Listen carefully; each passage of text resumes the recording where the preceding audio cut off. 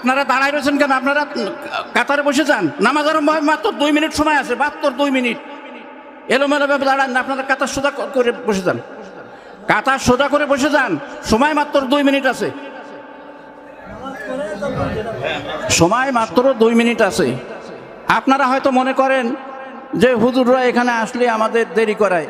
আসলে বলেন যে আমার ব্যক্তিগত এখানে কি আছে আমার বুঝতে হবে।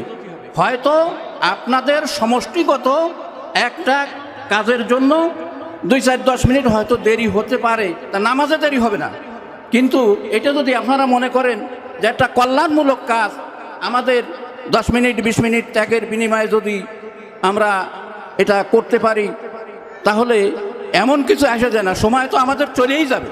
কি বলেন? আমাদের এই যে 50 বছর, 60 বছর, 40 বছর, কারোর 80 বছর, 90 বছর হয়ে গেছে, সময় কি বসে আছে? সময় কোনো সময় বসে থাকে না। তাই আমি বলতে চাই যে আপনারা এই জিনিসটাকে মাথায় রাখবেন যে সমষ্টিগত একটা কাজ, আল্লাহ রসুলের ঘর, কোরআনের ঘর, এই কোরআন ঘরের উপকার অর্থে এবং তার স্বার্থে আপনারা কিছু সময় একটু কোরবানি দেবেন। আজকেতে কোরবানি, পশু কোরবানি, এর সাথে সাথে আত্মার কোরবানি একটু দেবেন। মন চায় এখানে বসে থাকতে চায় না, কিন্তু বাজারে যে বসে থাকতে মনে চায় আমাদের সকলে। আমরা সকলে ওখানে যে গল্প গুজব সব কিছু করি, কিন্তু মসজিদে আসে বা নামাজের ময়দানে আসে 10 মিনিট দেরি হবে বা একটু দেরি হবে, এটা কিন্তু আমরা সহ্য করতে পারি না, আমাদের ভালো লাগে না। এর কারণ হলো আমাদের পিছনে যে ইবলিস মালাউন চায় যে ভালো কাজ না হোক, ভালো কাজের দিকে মানুষ না যাক। এই জন্য সে আসে আত্মার ভিতরে ওয়াসওয়াসা দিতে থাকে, ধোঁকা দিতে থাকে। আরে তাড়াতাড়ি যা, তাড়াতাড়ি বেরো, তাড়াতাড়ি বেরো, এই ওয়াসওয়াসা দেয়, ধোঁকা দেয়। মিনাল জিন্নাতি ওয়ান নাস, সূরা নাসের ভিতরে আছে না? একেবারে অন্তঃকরণে ঢুকে ভালো ভালো যুক্তি দেখায়, খাড়া করে, মানে এই সমস্ত ভালো কাজ যাতে না হয় এই ধরনের যুক্তি খাড়া করে দেয়।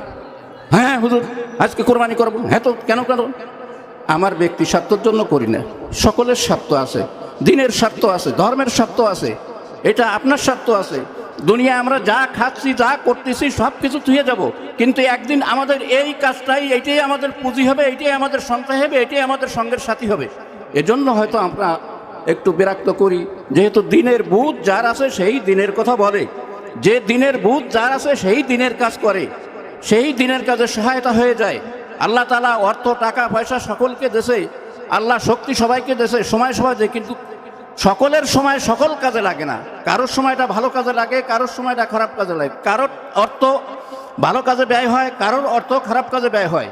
তা যে আল্লাহর হুকুম মাফিক তার অর্থকে ব্যয় করবে, এটা তার আখিরাতের পরকালের সঞ্চয় হবে, আর এর দ্বারা সে নাজাত পাবে।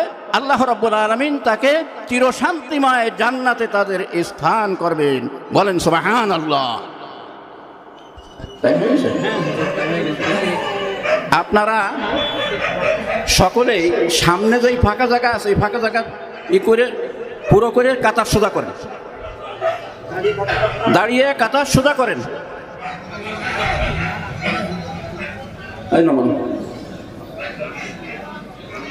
আমার কথা কাতার সোজা করেন।